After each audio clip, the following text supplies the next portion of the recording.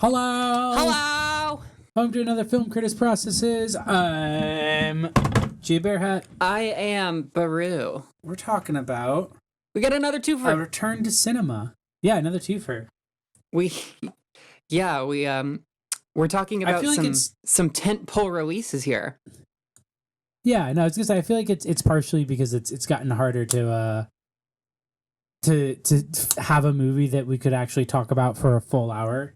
Mostly because even movies that are good that we've been seeing, they're not like, I don't know, they're not like movies where it's like, this is a movie we saw twice, so we have a lot to talk about. So Right, yeah. we're doing a lot of twofers. Also, there's a lot of movies that are coming out, so it's we gotta start stacking them all up to do the episodes. Oh yeah, for sure. We watched we went out to the old theater and we saw Tenet. Okay, I'm gonna stop right there. I know normally, like, even when we pirate a movie, we pretend we didn't. We fucking pirated. We pirated the Tenet. shit out of Tenet. I am not, if I'm gonna go to a movie theater and risk death Fuck you. or giving someone else death, it's not gonna be for fucking Tenet. Are you fucking kidding me? If you went and saw Tenet in the theater, I'll go fucking whoop your ass. I'll fucking whoop your ass right here. Let's throw down. I am speechless about that. We can talk about Imagine, like, being one of the people who went and saw it, like, multiple times. Like, I think the problem is, like, why that's such a bad idea is that you're already... That's why they call like them... you're playing yourself. Like, you are tricking yourself into believing that this must be good. That's why they call them super spreaders, because they super spread the gospel of Christopher Nolan. Ah, that's all. They're much like whales because they spend a lot of money on Christopher Nolan. Fuck you if you I'm watched... sorry. I get it that Christopher Nolan films are only good in theaters, but yeah. just rent a theater then. Just, like, if you're gonna spend that much money to fly across country or whatever to fucking go see Tenet, just spend the money to rent a theater out so that you don't get sick. Fuck it. Why? Like, come on. And we also watched Charlie Kaufman's new movie, I'm Gonna Fucking Kill Myself or whatever. Yeah. Charlie Kaufman's That's It. I'm gonna fucking kill myself this time. This isn't a joke. This isn't a cry for help. I'm going to do it. I'm actually gonna... Alright, I'm gonna Photoshop that as the title. As the Charlie Kaufman's This isn't a joke this time. I am actually going to fucking kill myself. Do not stop me. This is not a cry for help. Yeah, so we got a really fun episode today. Woo! Talking about two directors who were kind of good, great, doing cool stuff in the 90s, and then continued to tell the same movies over and over and over again. And at some point, hey, maybe Christopher Nolan needs to go back in time. Am I right? Hey, yo. Maybe somebody could make a good fucking movie. Hey, gotta figure out how to do the perfect movie in reverse again. Maybe that's subconsciously what Tenet, and maybe he's trying to go back. Maybe he's trying to return to his roots and what made him comfortable as a younger filmmaker. I think that's what he was saying with Tenet. Actually, I think it would have been cool if he was doing that. And not just that he was a bad director.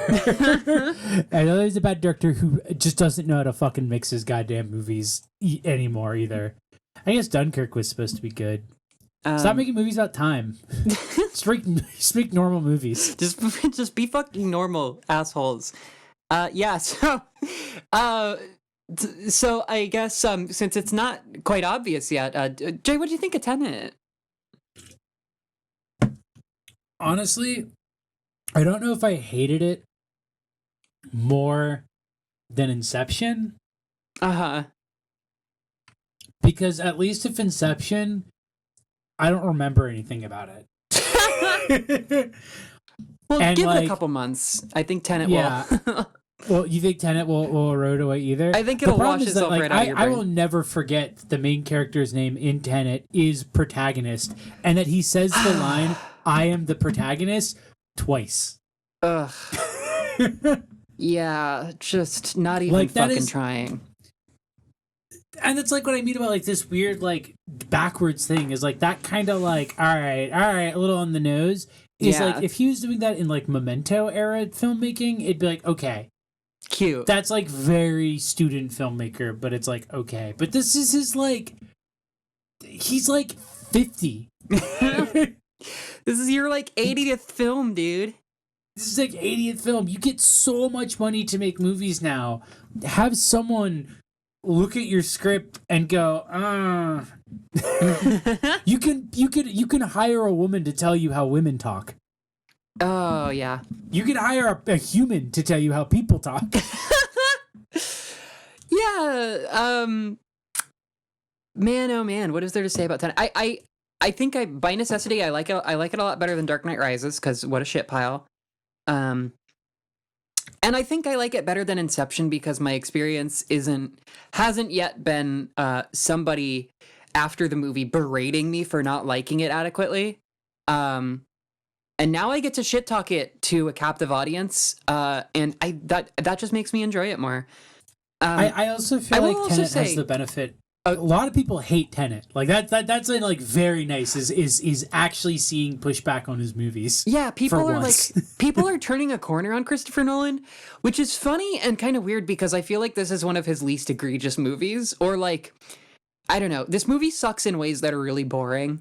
And like just to kind of get my major complaints out of the way, like there is so much fucking like there's so many boring ass conversations and just so much shit that is over explained and just does not matter, and it's just two people fucking yapping at each other about shit. So that's not very good. But I thought some of the action stuff was kind of cute. I don't know. What were you gonna say?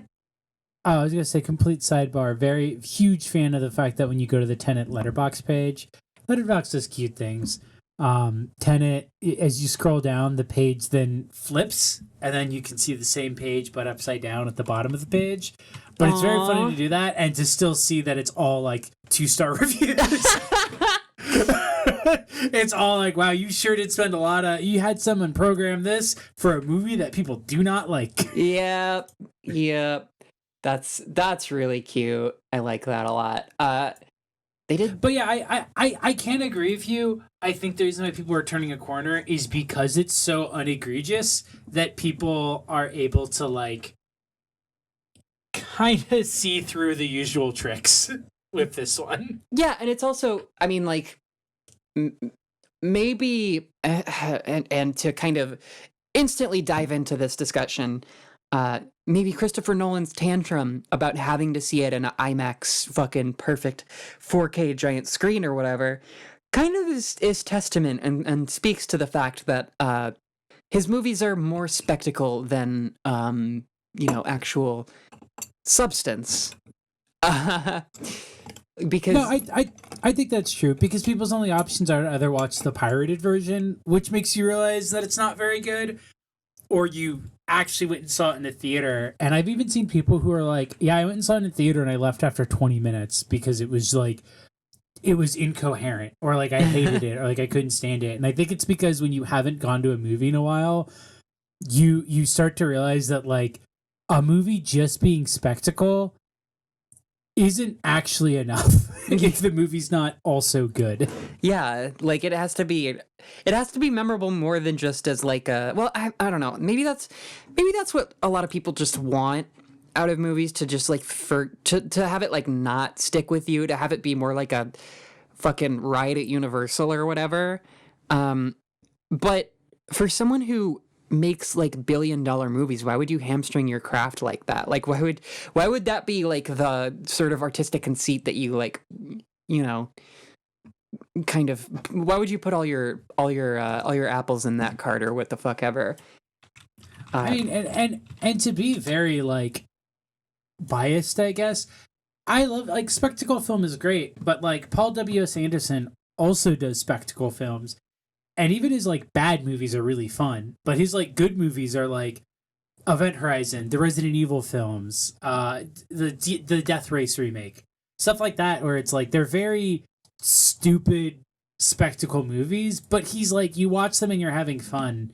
Whereas with Nolan films, I feel like they're very spectacle films, but it's like trying to trick you into thinking that it's not a spectacle film. Yeah, it wants to be more cerebral. It's like, bro, it like makes you think. This is a thinking man's concussion. Yeah. Oh my god, that is the fucking perfect way to talk about it. Like, and that's the thing, like watching people just like watching fucking Dark Knight in like an IMAX theater as it was as God intended, as God himself demanded. I was like catching myself getting like so glazed over during some of the more nothing burger scenes of people just yapping at each other. And I think that's really the brunt of, I think, why he wants the spectacle, is to just kind of sand over the edges of what's really just not trying very hard to be interesting. Yeah, no, I think. Well, I think it's listed. It's like, so with Inception, like the original one, like I think that I've kind of always accepted about it is a lot of people have tried to speak highly of it. It's like, well, it's also a movie about cinema itself, you know. It's like it's because like, you know, what is cinema but dreams that that go on faster than real time does, or whatever stupid bullshit people always say about Inception. And it's like, okay, that's stupid, but like I can get why it's kind of cool to see that sort of dumb cinematic like jerk off material put into a like spectacle action film vehicle. And but then with Tenet, like watching it, I'm realizing like, oh, you've been doing this exact same thing for like two decades. Yeah. Like this is your like third major film where you have some sort of timey-wimey bullshit. And it's like, when you think about it, that's kind of like how movies are. The structure of the film, the whole movie is a paradoxical pincher move itself. And it's like, I don't care. Like, dude, I'm not 17 anymore. And like your audience of people who watched your films when they were 17 are my age, not 17 anymore. For real. Like, you gotta start giving me something else than just like, wouldn't it be fucked up if a guy you saw in my movie earlier was actually the main character but in a different timeline? And it's like, no, no, it wouldn't be interesting. Sorry, no. Yeah, it's. I've seen more than 5 movies. Like, you. I understand that it's just like, I understand that the train is not really coming at me. Thank you. Now, can you like create something lasting, please? Wait, the most disappointing thing about this film is like having the excuse to have like action and fight sequence stuff like play backwards, and doing visually nothing with that. God, it's so like the part when what's his fucking name, John David Washington is fighting himself, but we don't know it's himself yet, and himself like on the ground like writhes backwards and then like jumps up to grab him, but it's like reversed footage of him like being thrown to the ground and writhing away. I like saw that and I was just like, that is so boring looking.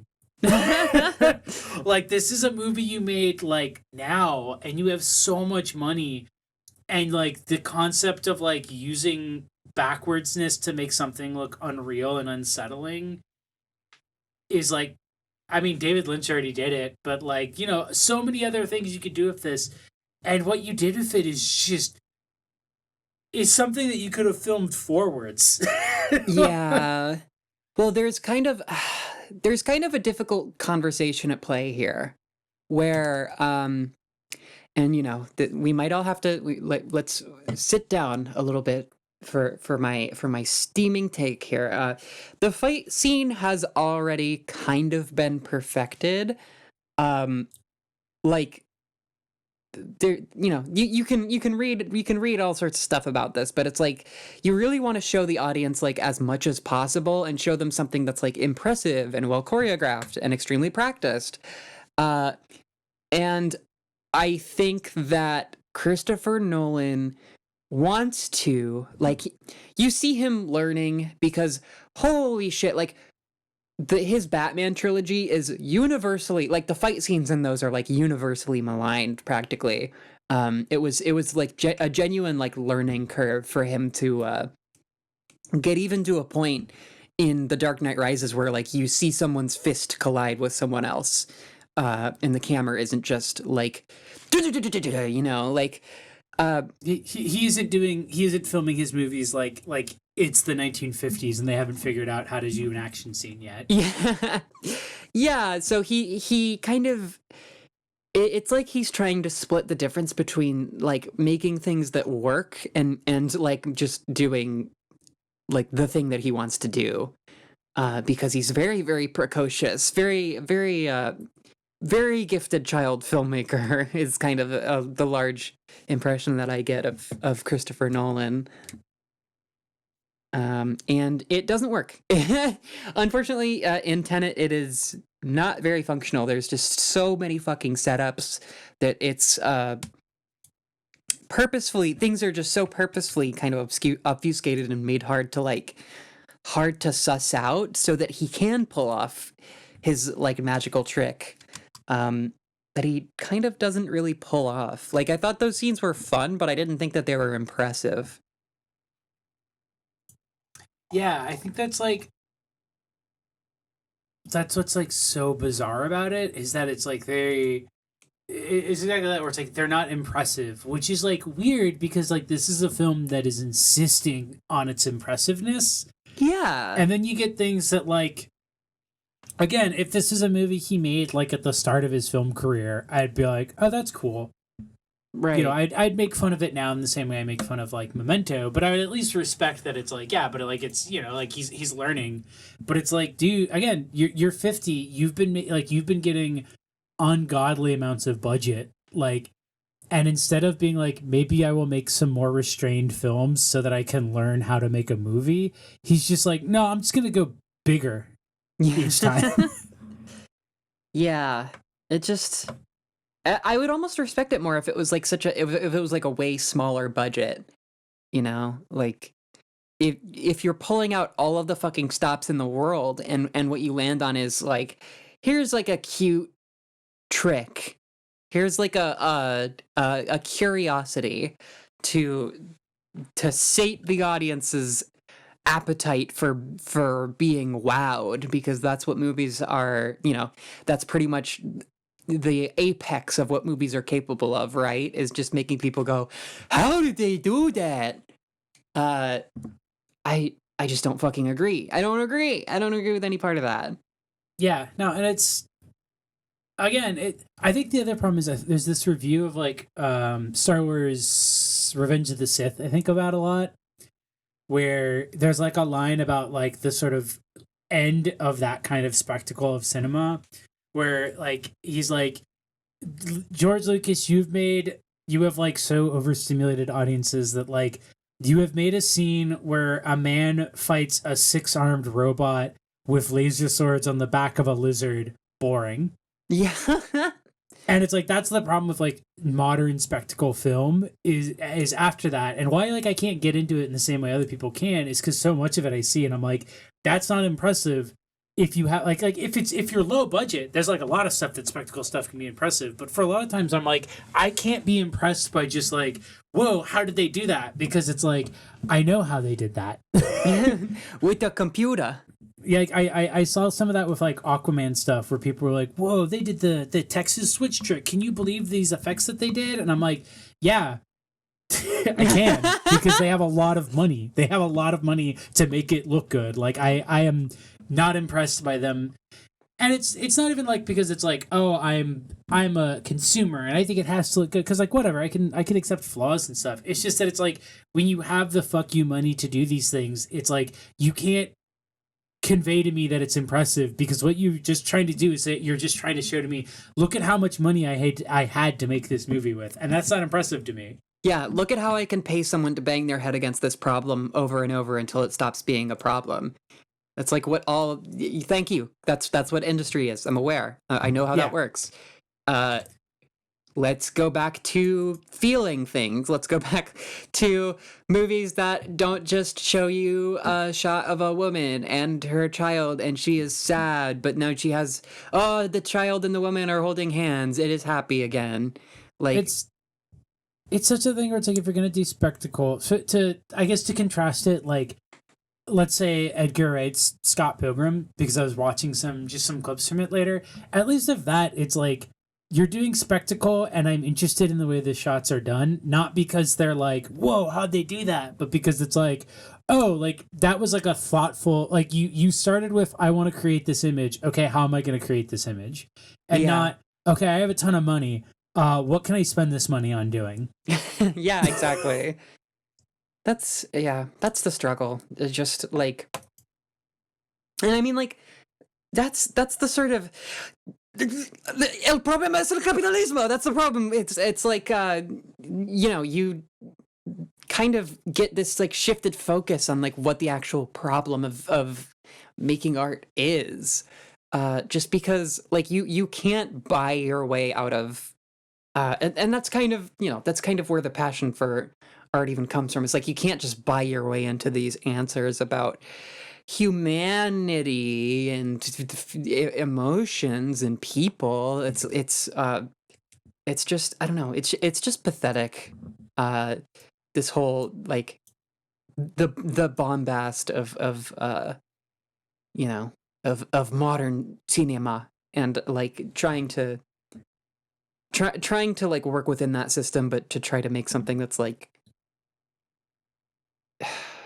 trying to be interesting. It's just really frustrating to watch, when you're just a soulless motherfucker, like, and and I think that like as long as that's like what the industry is, just like charging people for some weird spectacle sideshow shit, you're not going to get any closer to those answers at all. I don't know. It's frustrating. It's just frustrating. Yeah, no, the only thing I can hope that comes from this is like, I've been saying, I don't want theaters to die. I want theaters as the current model that they are to die. If theaters just become the playground for like smaller distribution films, I would love that. And I feel like it would also take away like Nolan's main trick, which is that you have to see it in IMAX, because then it's like a roller coaster ride, and then you don't really notice that like it's not that good. Yeah. Like I'm okay with shit like IMAX existing, but I like the idea that they have to kind of take over the market, and the idea that there has to be like an IMAX theater in every single state and every city in the world, or like, no, like just let movies exist. The idea is cinema basically being produced around the tentpole of big spectacle films, and then smaller, possibly successful spectacle films. Yeah. By the way, huge shout outs to Anne Hornaday of the Washington Post. She did not review the film, and she specifically said that it's because they didn't give people a digital option to watch it at home. And, quote, "We were held hostage to Tenet's marketing rollout, given a high-minded sheen by Nolan's vaunted artistic purity, so we chose not to play." That is, yeah, a lot of people have been doing that, actually, which I think is extremely respectable and, like, the right thing to do. Yeah, no, I honestly, like, major applause if you were just, like, openly saying, like, hey, we get, like, why, because this idea that, like, it can't be intended. If you're gonna just put it on digital for thing, being like, hey, we're gonna re-release it in theaters once it's safe to do so. But the fact that you're like trying to basically like guilt people into breaking quarantine, or like having to weigh the risk and safety of themselves or their community against seeing Christopher Nolan play with toys on screen for 2 hours. Fuck for you. Real. Like, I know that it has cutely become like a fun partisan political discussion, which is great. I love that for this fucking hellhole of a fucking country. But guess what? You're going to get people like hurt or killed, or like permanent lung damage, permanent brain damage. Like, because of your fucking rich person tantrum that like your magic trick only works in like one very, very specific setting. Well, like, guess what? Fuck you. Fuck your fucking bullshit cinematic empire. Damn, guess you should have made a movie that could be watched on Blu-ray. Crazy. Like a fucking normal movie. Crazy. You could have made something good, actually. I am sorry that. Hold on, let me look up the budget of this real quick. Yeah, let's compare. Let's compare and contrast budget to box office. Let's see. But very funny to see a Christopher Nolan film with a budget of $200 million make $207 million. Wow. Just barely scraping by there. So yeah, fuck every single fucking rich piece of shit who just did not care. Who definitely put theater workers at risk at the very fucking least. Yeah, like, did you get addicted to IMAX? Did you get addicted to the Dolby sound system? Is your badly mixed movie not going to sound as good?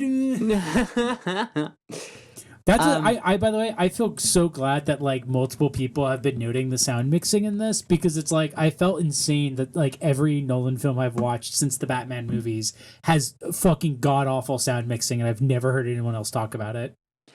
They're like for costing more money than I will ever see in my entire lifetime several times over. His movies are really like fucking slapped together. And I don't get it. It's honestly a great compliment for our next film as well, of just like, it is weird that for someone with so much prestige behind them, they consistently seem to make choices that suggest they don't really understand movies.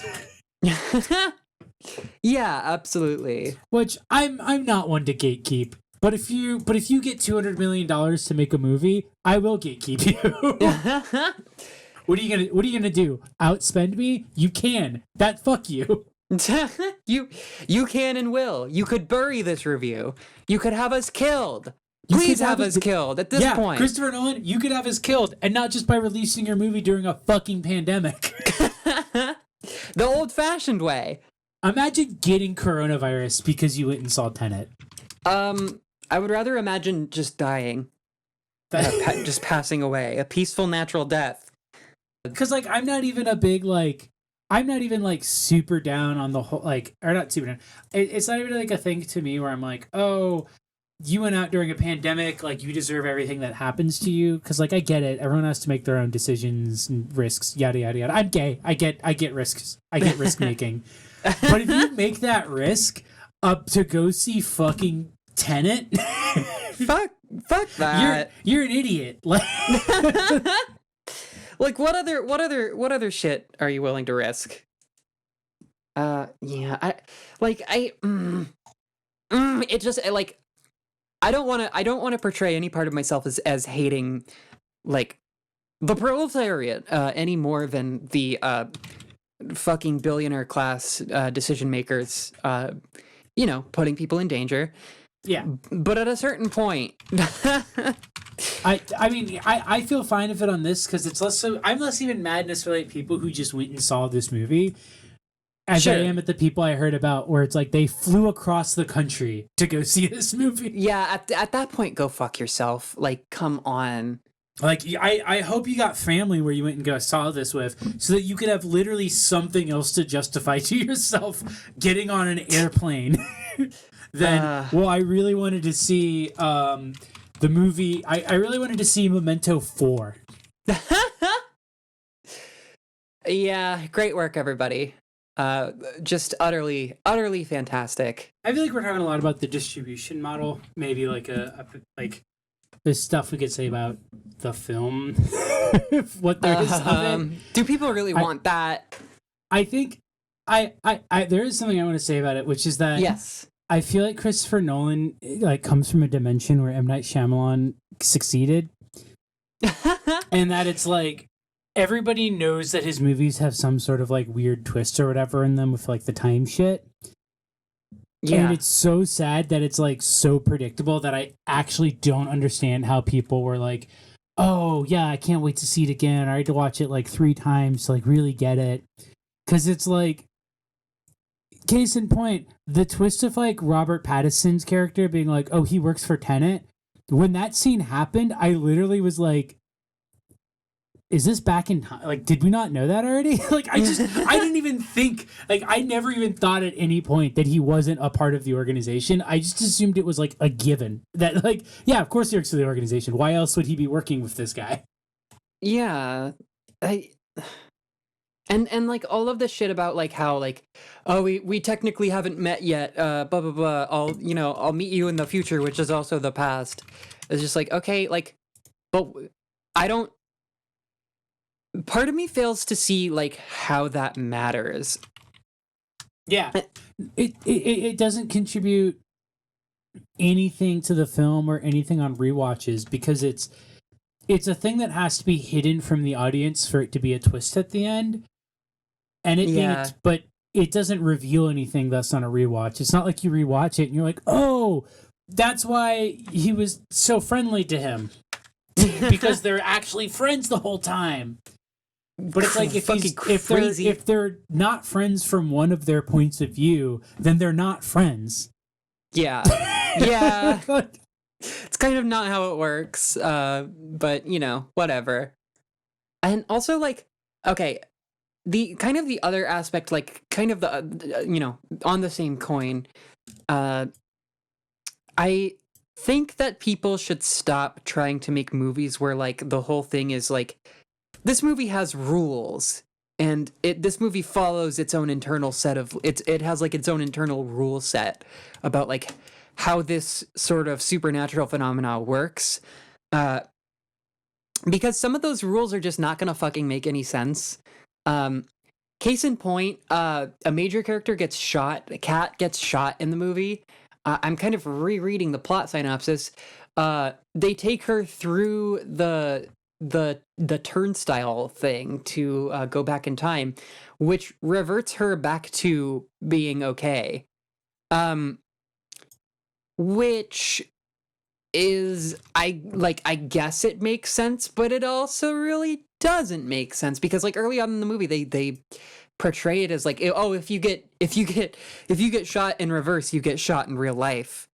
So like I don't fucking know like what research did it take to like try to figure out like how this shit works. Why are there like so many arcane rules that the audience has to be expected to like follow and like have in their head at one point? Yeah. And it's ironically, I think the film would have been better if it didn't do any of that and if it didn't have sequences of characters explaining rules, because it's like these aren't explanations that do anything to improve the film. Yeah. They're just kind of like, don't worry, I thought of lore as to why the scene I'm about to show you makes sense, actually. You will regret your words and deeds if you say this doesn't make sense. And it's like, you know what? Just show me the scene. Like, I don't actually, like, hey, the character that we're, like, following doesn't know what any of this is. Why don't you just be like, yeah, that's a thing. Don't worry, you'll understand it later. And then the reveal is that, like, oh, he will understand it later because he's going to give himself Benjamin Button disease and travel back in time to do fun adventures and create a future where he becomes the president of Save America Corp. Yeah, it's just like, and that's, again, I mean, like, it ties back into my fucking main problem with the movie. It's just that it's just fucking a bunch of goddamn yapping and not enough, not enough too much say. But I don't know. What can you fucking do? There's basically nothing to get out of this other than gay fan art of the main two characters, which, like, that's true. Anything Robert Pattinson is like a buddy to another dude in the movie, at least we'll get good gay fan art out of it. Cannot wait for this movie to go to Japan and we start getting TENET Pixiv art. I mean, it's already started, I feel like. Well, it's very sexy that on the Wikipedia article for Tenet, Robert Pattinson is listed as, or rather, Robert Pattinson's character is listed as the protagonist's handler. I think that every action movie about like some guy who goes around and has to, do espionage and shoot people, He should have a handler, and that handler should be Robert Pattinson. Yeah. Honestly, just embrace the fact that like Fed agents have Fed handlers and shit, you know?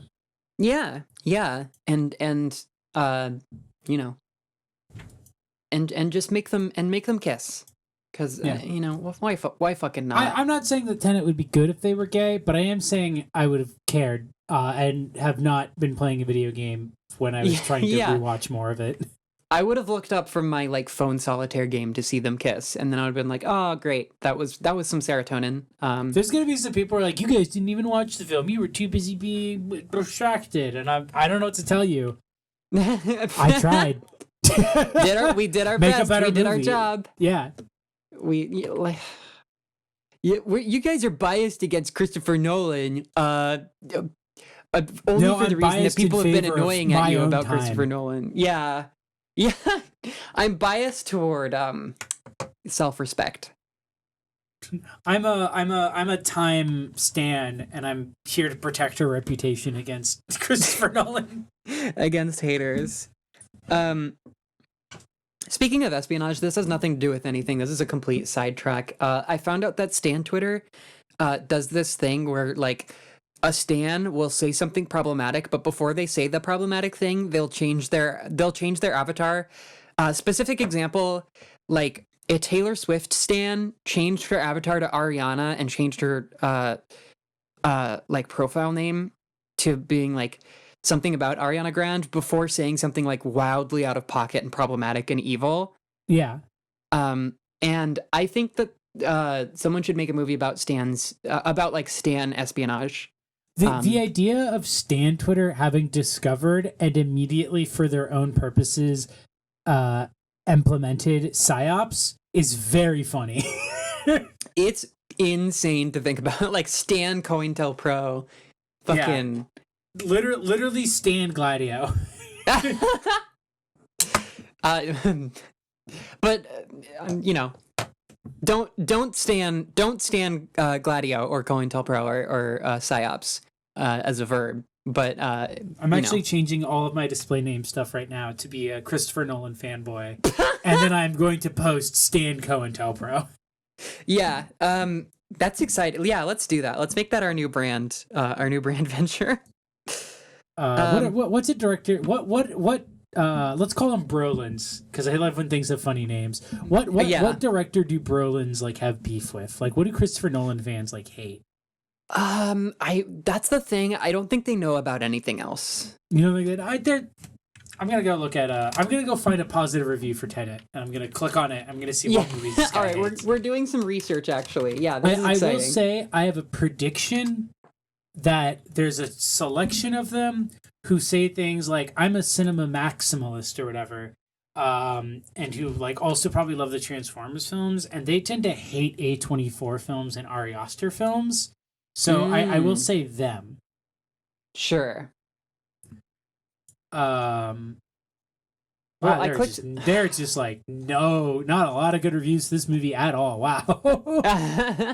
Well, I clicked on someone's Letterboxd profile, and their favorite movies are Donnie Darko, and fucking The Beach Bum. Well, that's you know.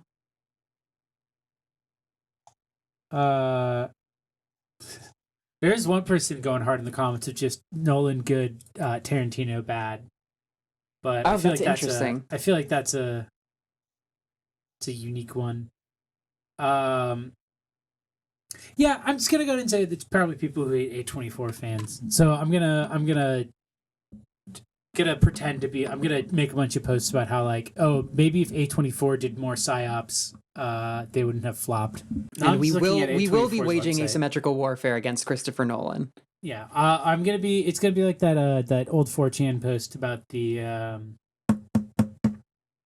the dude who's like stealing stuff from the hospital to try to make David Lynch sick. But it's gonna be me trying to make Christopher Nolan sick. Oh my god. Yeah, I think that's I think I'm not gonna edit that out of the episode, and I think the FBI will be fine with that. Oh, what? Like Christopher Nolan can't just buy his own goddamn security if he's so goddamn worried. Yeah, that's true. He's probably already got some goons. Well, in any case, I don't know. Any other Tenet thoughts? I feel like that's kind of the brunt of it. No, yeah, I think that's it. I don't got much else. Tenet is not a very good film. Don't go and see it in theaters. Please, we're begging you. Please, please don't. Please, please, please, please don't. It is extremely easy to find cam rips online. But in the theoretical, purely theoretical world wherein we had spent the price of a movie ticket to see Tenet, what would you rather have spent your ticket price on? A box of disposable masks. Jesus. Yeah. Would have spent it on the vaccine. And I guess I'm glad I didn't spend my theoretical ticket price on a second ticket to go see Tenet in theaters so that I could really understand the movie. I'm glad I didn't spend it on my first ticket. But in actuality, I'm glad I didn't spend it. I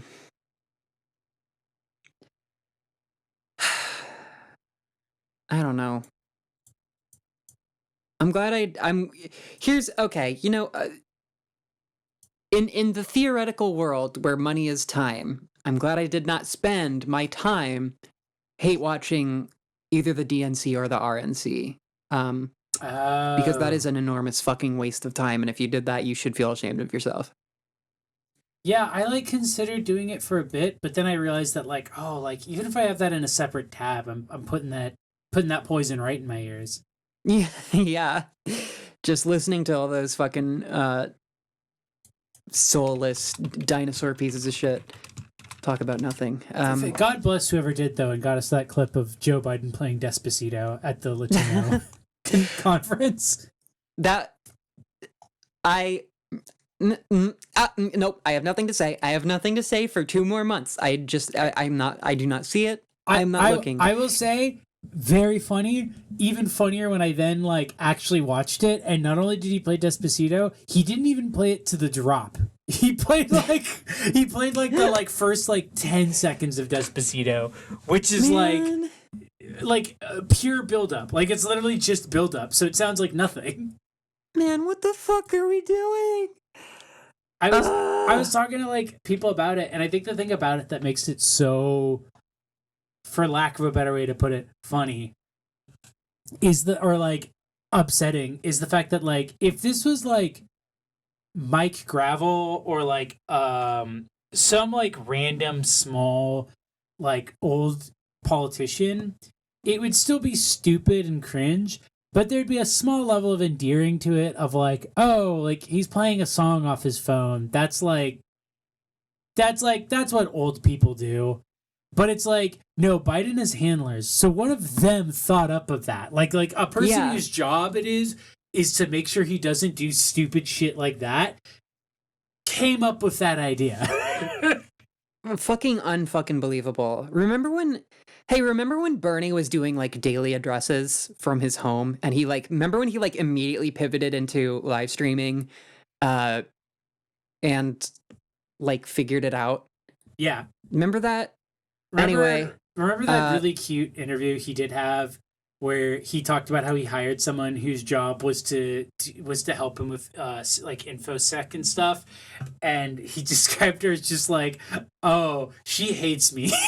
She's always yelling at me, and it's just wow, that your job is to that you have to hire somebody who knows how computers work, and that they're gonna get very frustrated because you don't know how computers work. Yeah.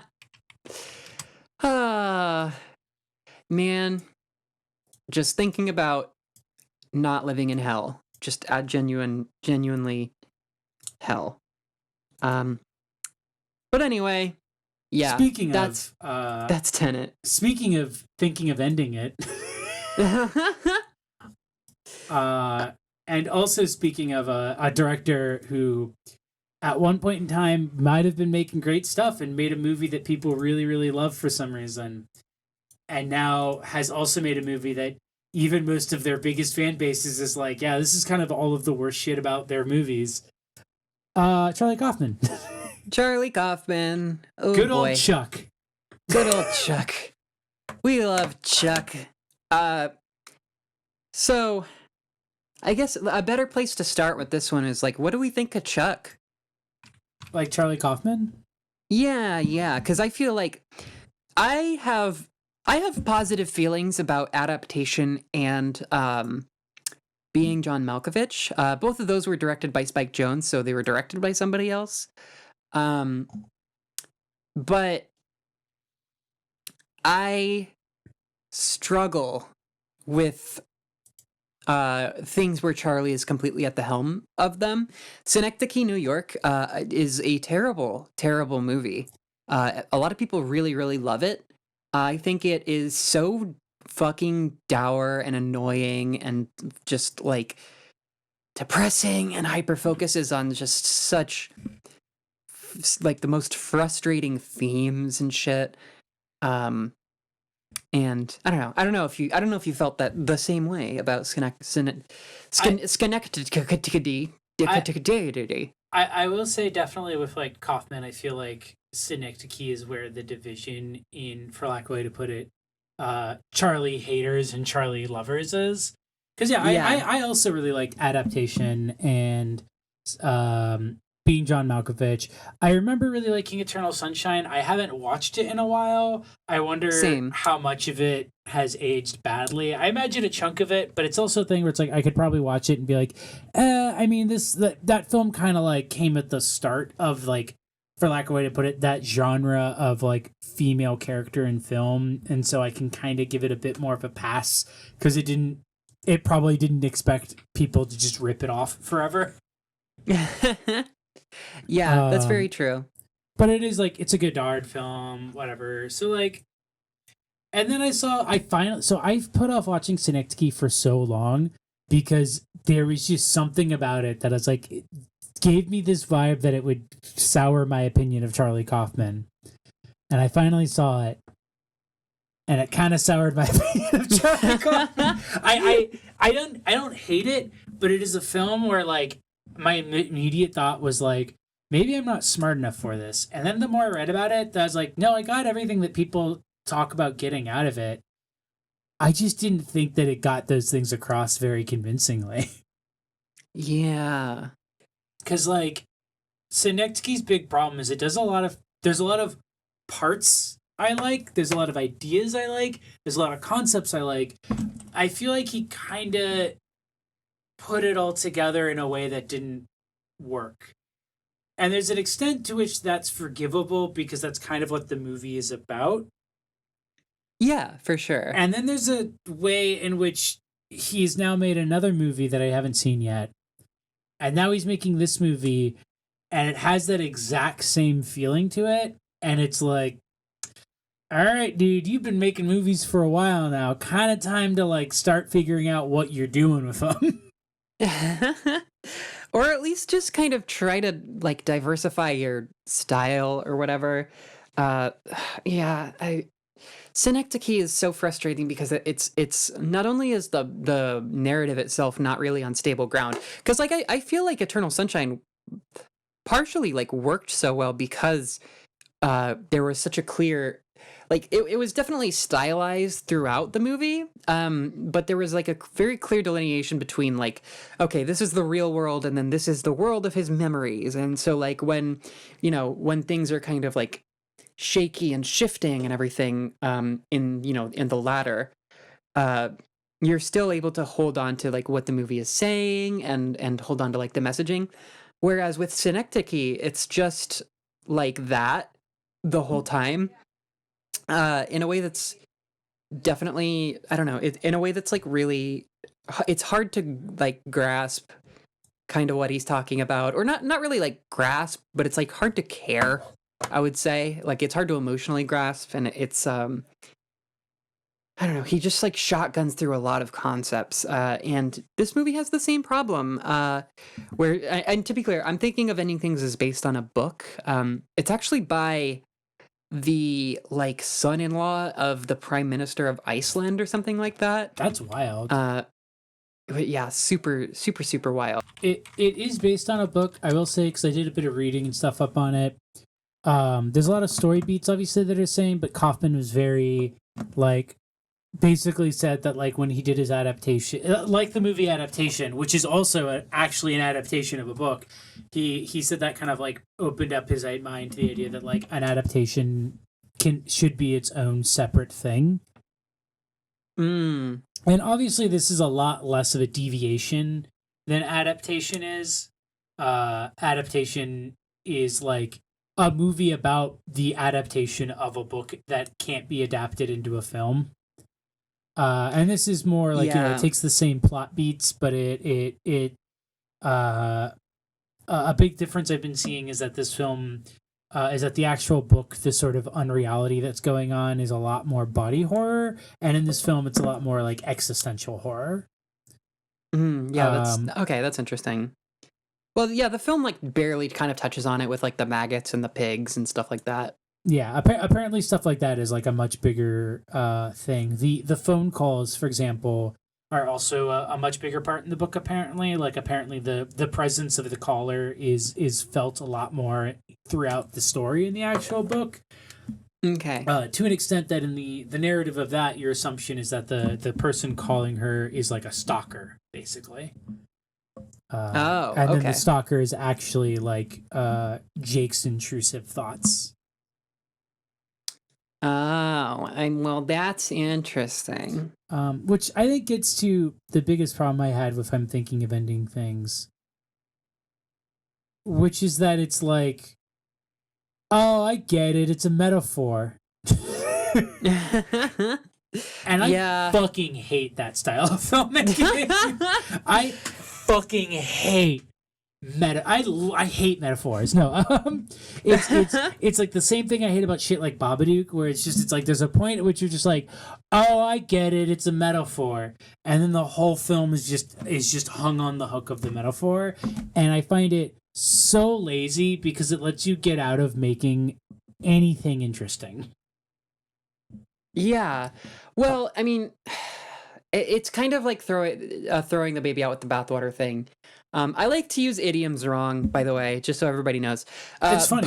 It's your bit. It's okay. It's my bit. This is my bit. But it's it's you kind of like, for the purpose of the metaphor, you kind of sacrifice making a movie that can be thought of as good or fun to watch, or able to view by humans, because like this movie is so steeped in its metaphor that it's just two people fucking talking in a car for like more than half of it, for like 2/3 of it. It feels like, practically.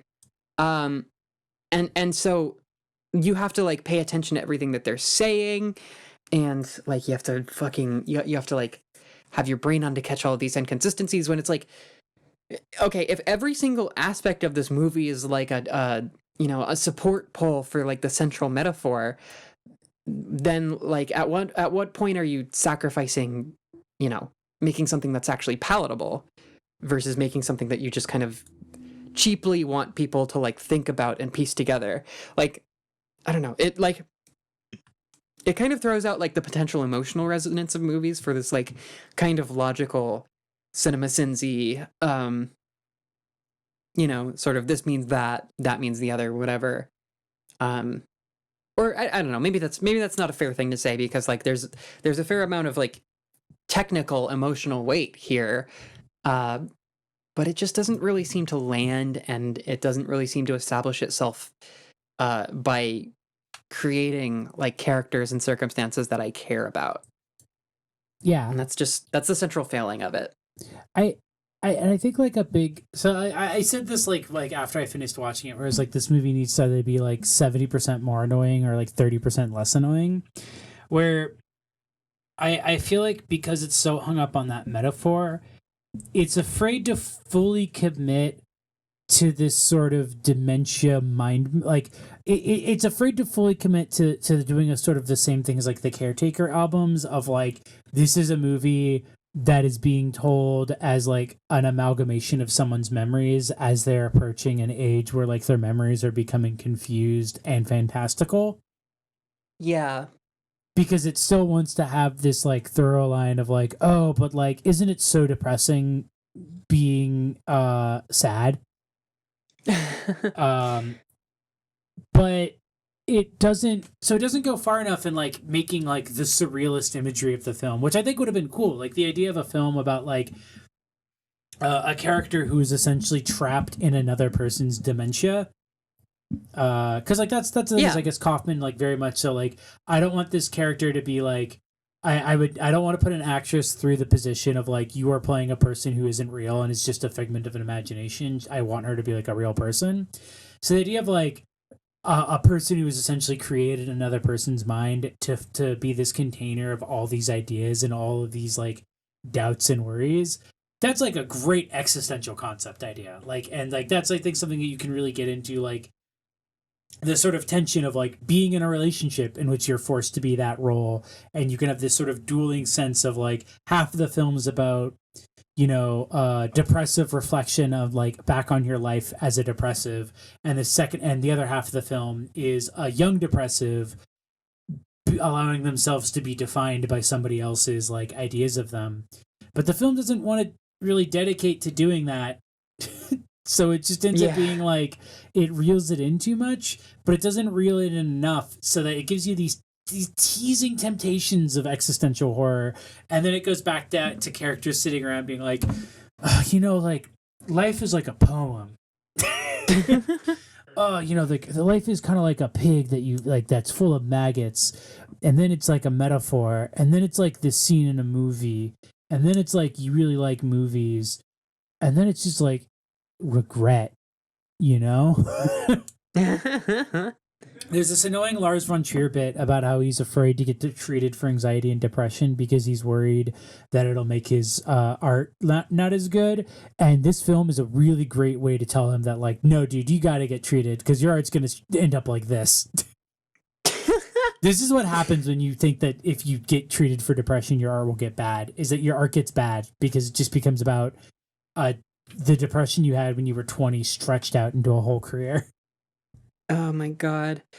Yeah, I definitely think that Charlie Kaufman has those exact same brainworms. And is probably pretty afraid to grow, probably pretty afraid of change. I read the synopsis of his novel. I think it's called Antkind. And there's like a bunch of shit about like Trump in it. There's like SJW shit in it. It sounds like a very wild ride, but it also sounds like a particular genre of annoying that almost seems worth reading to try to fucking, if we're gonna sit here and try to figure out what the fuck is wrong with this guy. That's the SJW thing is like, people are like so torn on the inclusion of the scenes of like the character just saying modern like pop feminist talking points and quoting that one review of Cassavetes thing. And I'm just going to say straight up, those scenes fucking suck, and it doesn't matter why they're in the movie. Like, them having an argument about the fucking Christmas song, who cares? Shut up. Don't put that in your fucking movie. Are you fucking kidding me? That literally so infuriating. Like, literally a Tumblr argument from 2010. Put it in a movie. Like, it doesn't matter if he's putting it in there to make fun of people having that argument. It doesn't matter if he's putting it in there because he agrees with it. There's literally, putting that in your movie is cucked behavior. You're directing a fucking film about depression, not a fucking Law and Order SVU episode. Shut the fuck up. Like don't stop ripping shit from headlines. Yeah, no, for fucking real. Like it's just so obviously not like you're so obviously not a part of this discussion, this larger cultural discussion that is happening.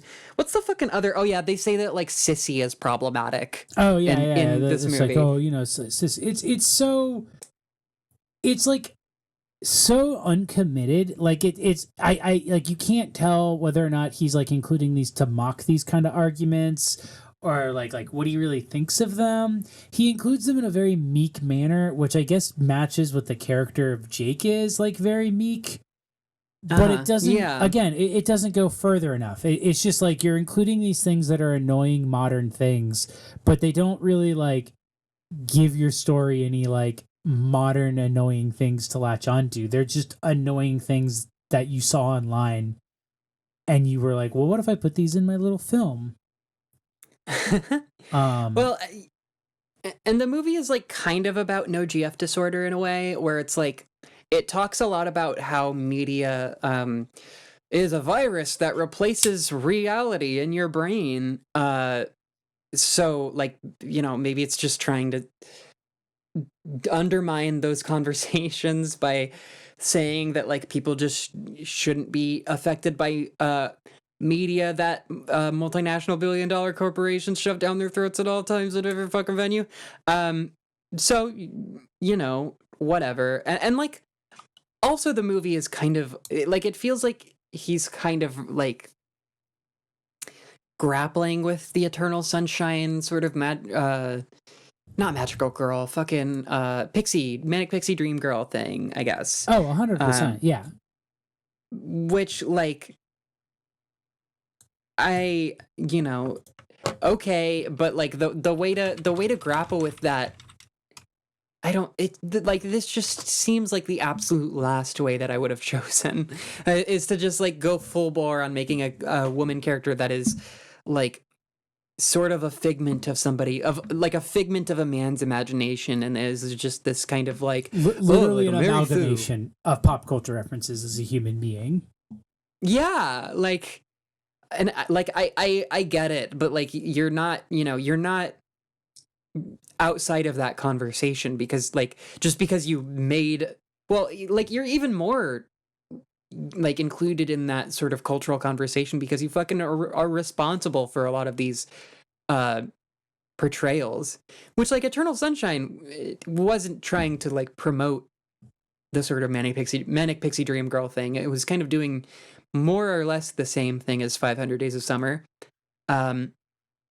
But like, welcome to welcome to the success that you tried to curb under a capitalist like global system. Like, welcome to muddled messaging and like how women get used as props in like fucking in advertisements for your shitty little movie.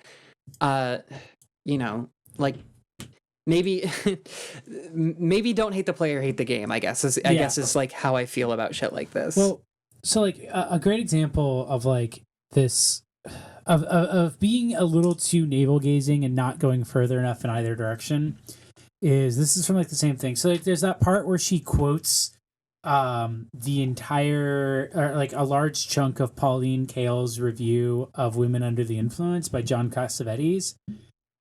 Mm-hmm. And it's supposed to be, another way in which she's embodying this concept of a girl. Is it's like this idea of like, oh, I'm going to take from all these things I like, and this character also has a collection of reviews from that author that she's quoting, so it's like this weird tension of like, well, here's a movie I like, but this girl is supposed to be like this other girl I like who hates this movie. And Kaufman, in like this interview I had read about it, is like, he's like, I've always liked her, and I grew up with her and reading her and thinking that she was smarter than I am, said Kaufman. That goes towards this idea of Jake not being able to have anything that he wants. He had this opinion about that movie and then failed. It's an experience I've had. The idea that you like something and then you read something by somebody that you really admire and you feel like an idiot for liking that thing. That, you are 61. You are 61 years old, and if you're like, well, I thought I really liked this movie, but a person I thought was smart didn't like this movie, so now I guess I'm wrong for liking this movie, is like, grow a fucking spine, dude. Like, you can have your opinion changed by a really good review of something, but this idea of like, well, I must be wrong for liking this film is like, you're not, and the thing is like, he's not investigating that idea in this movie. Because it doesn't go further enough with it. It just is like in there because that's how neurotic he is, and he's like it's him trying to capture like, oh, like it really sucks when that happens, right? And it's like, no, it sucks that you think like that. Yeah, like like it sucks what that a that fucking it sucks that that happens, not because it's like that relatable feeling. It sucks that it happens that you don't have enough like self-defined character to like have an opinion that you can't have an opinion unless it's an approved opinion. And that's what the film feels like, is that it's him struggling with this idea of like, well, what's the correct opinions that I have on all these things, instead of like making what a fucking movie. novel idea Yeah. that you're like, what a novel idea that like media is a conversation and that like opinions can change based on like talking to people. Crazy. Not a thing I learned in high school or anything. It's so, and it actually leads me to like, so there's like this whole stuff I've been reading about the Cassavetes, or not the Cassavetes, the who's the Robert Zemeckis joke in the film. Yeah. Which was like the only part of the movie I thought was funny. Yeah, I thought it was super funny too, and it's funny because some people are like, "Oh, that's not like," but that's not the kind of movie Robert Zemeckis would make.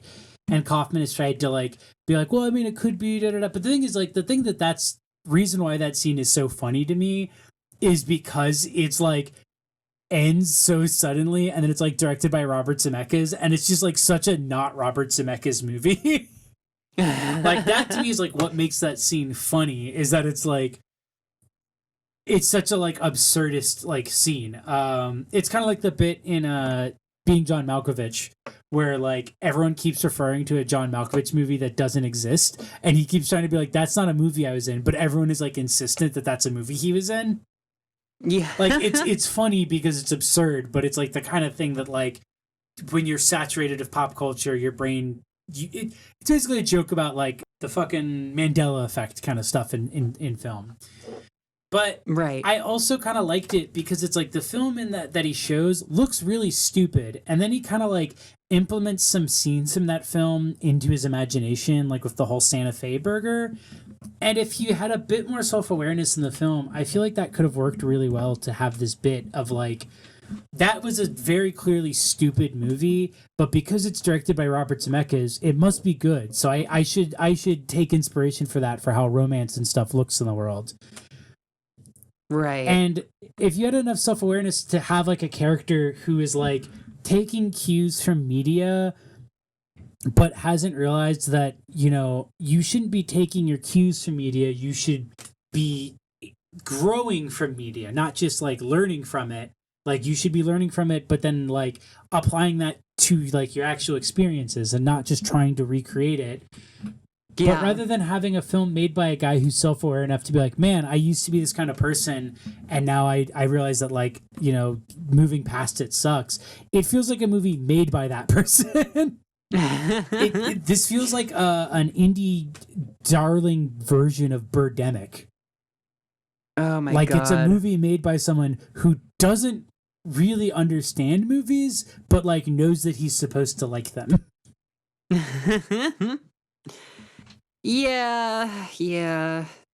Which is just a shame, because I love his scripts. His scripts have been great. He should get someone else to direct his movies. He should stop directing his own movies. Just get someone else to look over it. And, you know, it's like they say, go on a road trip. The world's bigger than inside of your own fucking head. You know, it's very frustrating. It's very navel gazy. And I just don't like it. I don't think it's good. Bad movie. Bad movie. Probably one of the worst deployments of Toni Collette in a very long time. Yeah, I mean, like, she was clearly having fun, and I liked her character, but also, yeah, there really, I mean, there wasn't enough of her, frankly. I It will was just, say the main actress I think did a pretty good job. I think she did a good job too of like also giving off the sense that as her character changes, she's like kind of this tension between who she air quotes like actually is and this tension of like who how her personality keeps getting shaped and like changed by this person who's essentially imagining her. I yeah, like that. I feel like she did a really good job of just being in these moments of like falling in and out of like, wait a second, like why am I acting like this? yeah, absolutely. Like that stuff was really, really interesting. Yeah, her performance was really good. Uh, One thing that I will say is that like kind of with regard like kind of jumping off of the same kind of conversation we had about Tenet, the sort of like rules of this movie are also really kind of squishily defined, uh where I'm reading through kind of the plot synopsis of this movie again. um there's a scene where like the janitor suffers a mental breakdown, uh but the way that that's like portrayed is just him, like he's like sitting in a car and then the shots go all weird and then he starts like doesn't he just starts like stripping in the car.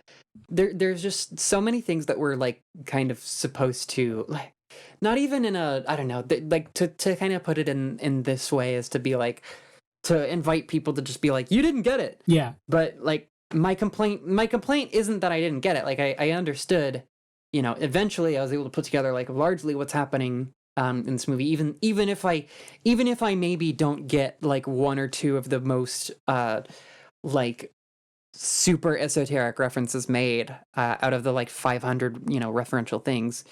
uh but sometimes it would just like point the camera at something and like an actor would be doing something and I would just be like what am I getting, what is she serving, what is this supposed to be? And a lot of the stuff with the janitor was just like really, really testing my limits, as far as just you know how like my brain being able to like cooperate with like the filmmaker's vision, I Yeah. guess. No, because at the second I think it's especially because like the second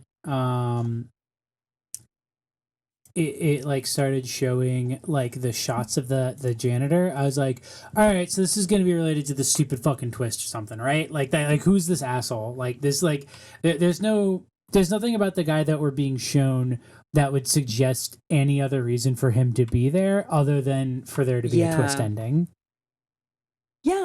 yeah, like he's such a non-presence in the movie and he doesn't really say very much of anything.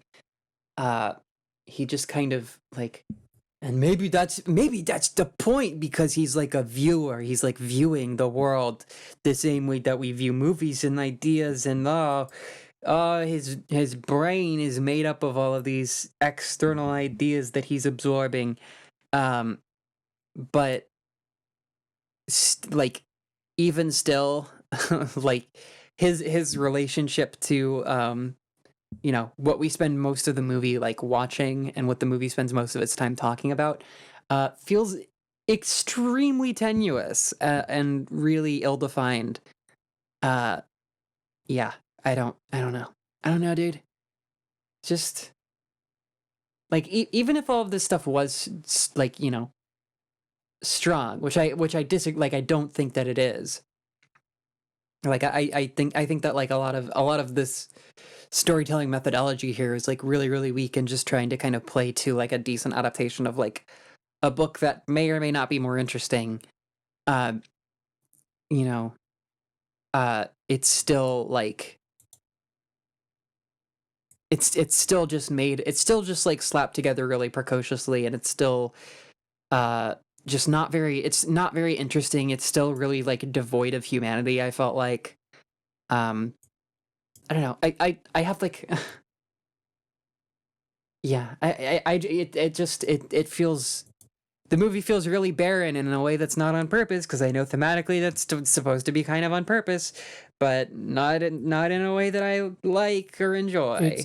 Thank you for coming to my TED Talk. It's depressive cinema made too within the logic of a depressive without enough of like stepping outside of that to make something that is meaningful. I would argue it's not even really meaningful to like other depressives. Like I feel like it's meaningful in the same way that like commiserating with someone else is meaningful, but I don't think that's good like art. I don't think, and like not even in a sense of like that's not responsible, but like in the sense that it's like you know it's commiserating in the same way when it's like when two depressives talk to each other but they're not really having a conversation. They're just like, you're saying something so I can fill in the blanks in my head to be like, well, this guy also gets it. So like, at least I'm not miserable by myself. But neither of them are really like sharing in each other's misery. They're just echoing and mirroring to reinforce each other's misery. And that's what this film feels like, is that it's like, it's Charlie Kaufman being like, I'm so miserable. And then if you're also miserable, but not really like interested in having a conversation about it, you just want someone else to be miserable too, so that you can feel like you're both miserable, then like, that's what the movie feels like. Is you're like, this is great. This guy's also depressed. Like, even if that's what the point is, it just doesn't feel worth the price of admission to me. And it's, you know, he has a sense of humor. He can make more, and I genuinely think Charlie Kaufman can make more interesting films than this. It's just this feels like a step backwards from Synecdoche, New York, when he should be taking steps forward and improving on Synecdoche, New York. Because there's a lot of stuff. There's more good, interesting ideas and concepts in Synecdoche, New York than there are in here. Yeah, absolutely. And I mean, if you're going to. The other thing that, like, I struggle so hard with and frustrates me so much about this movie is, like, if you're gonna go Samuel Beckett, go full Samuel Beckett. Like, if what you want to make is, like, a one-act play kind of thing, and, you know, there's parts of the movie that, like, kind of are not them in a car, but most of the movie is them in a car. So if it's just gonna be them in a fucking car, then they're, like, the way that it was shot, you know, you know, it's fun. There's like different shots and it's kind of like not super literal, and it's probably on a set or something. But it's still like them in a car. Like, it's not that, like, you know, they're not on a stage. They're not like, it isn't like minimalist. It isn't sufficiently like Samuel Beckett style minimalist or anything like that. It's just two people sitting in a fucking car. And that's like, even if if it were like a visual conversation, or if the conversation that the movie was trying to spark was like more based in like the visual aspects of the movie, I probably would have liked it a lot fucking more. Because that would have been interesting. It would have reinforced it, but you know, it being that actually like the way it's shot is like great, because that to me was the first big red flag when I was watching the film, was them in the car for so long, and me just realizing that like this car scene that's been going on for so long is shot and edited like a car scene in a movie that goes on for like 2 minutes. Yeah. Like, I was just like, why are there 20? So many jump cuts? Like, you're like, these characters are stuck in a car. There shouldn't be this many jump cuts, and the jump cuts don't feel like they're contributing to a tone or to like an interesting visual design, or to like it does the way they're edited together doesn't feel like they match anything about the film. They feel like it's just, well, this is how scenes like this are supposed to look, except that it goes on for 20 minutes, but I'm just going to keep doing the same tricks over and over of the way these scenes look, and it just doesn't work. Like, just hold one long shot, have like 2 set shots, have specific like angles that like somehow connect with what they're saying, or like the emotional vibes that we're supposed to get. Don't just edit it like this is a scene of 2 characters driving from point A to point B in a movie, and so it has to be filmed in a specific way because eventually we're going to get to point B, and that's going to be the continuation of the film. And not that most of your film is people being annoying in a car because it's about a character who's losing his fucking mind in his truck. Yeah. Charlie, You're gonna make me have to go back and watch the other movies and see if they're still good. I'm sorry, man. This is an intervention. The council has adjourned. Charlie Kaufman is canceled. I have to put it to recording me saying that Charlie Kaufman is canceled because I feel like that's the thing that's gonna make his brain pop like a balloon. It's like you're canceled, sis. Imagine being like how sad it must be being Charlie Kaufman and like not being misogynistic enough to be Lars von Trier, but like misogynistic enough that people like are like, oh, you like don't like women. You got like a woman problem, don't you? You got a real weird thing about women. I wasn't gonna bring it up. Oh man. Oh no. I feel like it's such an overmind conversation. We don't have to, but it's like it's really sad when you have a problem with women and you don't even do anything interesting with it. Like you got a problem with women and nothing, and there's nothing even about like you can't even justify it with art. It's just a problem. It's getting in the way like of your art. Your art is worse because of it. A weird non-traditional like problem with women of trying to like narratively treating them as like weird cryptids and shit. Like what would you rather have spent your Netflix money on? Criterion Collection. The Criterion Collection streaming service. Oh man, hell, same. You know, Alec Robbins, the Mr. Boop guy, has like a little bit he did on some like small like online streaming service thing. Like maybe give the money to that instead. Yeah, I would rather have watched some sort of like maybe some sort of charity stream or something. Yeah. What are you glad you didn't spend your Netflix money on? I would not rather have spent my Netflix money on. I would not rather have spent it. I would not rather have put it towards the PlayStation 5, which the Sony thing happened today, and it doesn't look very interesting. I'll probably watch a Let's Play of Demon's Souls, and that's about it. I guess I would have. Okay. Well. I wouldn't have rather spent it on that either. Yeah. I guess I would rather have not have spent it on like. I bought this like face care stuff, and I think it's just not as good as this other face care stuff I had bought. So I kind of wish I just like stuck to the one that was like good. Yeah. that I've been getting better results out of. Yeah, that's completely fair. That always sucks. But yeah, that about wraps it up. Wraps up our thoughts on these two movies. Films. If you'd like to hear us talk about a fourth wall breaking movie that was good, our Patreon Throws It Back exclusive episode this month is about Close Up, a 1990 Iranian film. Yeah, by Abbas Kiarostami. It is a a prolific film. You can find it on Criterion, but you can also just watch it for free on YouTube. So go watch Close Up by Abbas Kiarostami on YouTube, and it's really good. And then come join us on Patreon for exclusive Throws It Back series where we discuss old films. Next month is going to be zombie movies, but with a twist. Where, just like not like Shaun of the Dead or Day of the Dead or whatever. Zombie films that like don't get talked about nearly in nearly the same way, and also that one Italian zombie film that you've probably seen on a T-shirt. Yeah, yeah, absolutely. So that is going to be fun. Joining as a patron, also, if you're listening and happen to not be a patron, which if you are. Thank you. Yeah, thank you. But if you are not, you're hearing this 3 days late. Oh my God! Everyone else has already had their glow up on their opinions. Everyone else has already adopted our opinions as their own and are now saying them online. And you're behind the curve. You got to update your Letterboxd review now. Yeah, bitch.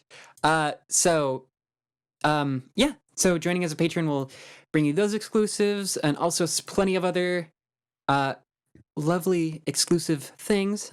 We have, some fun things planned for the near future. Hopefully some streams, which I'm still working out the kinks of. I'm having a graphics card problem, but that will hopefully be solved soon, and then we get to have a lot of fun with our lovely patrons. Thank you so much for viewing. Like, comment, and subscribe to the channel, and hit the little bell. And yeah, and thank you so much for listening. Any other closing thoughts, Jay Bear Hat? No, I very excited to watch some good movies now that we have watched our designated bad movies for the month. Yeah, I'm I can't wait. We have, when we do have some fun things in the pipeline for both processes. Well, yeah, for processes and for everything and for life and in general. Thanks for joining. Bye. Bye.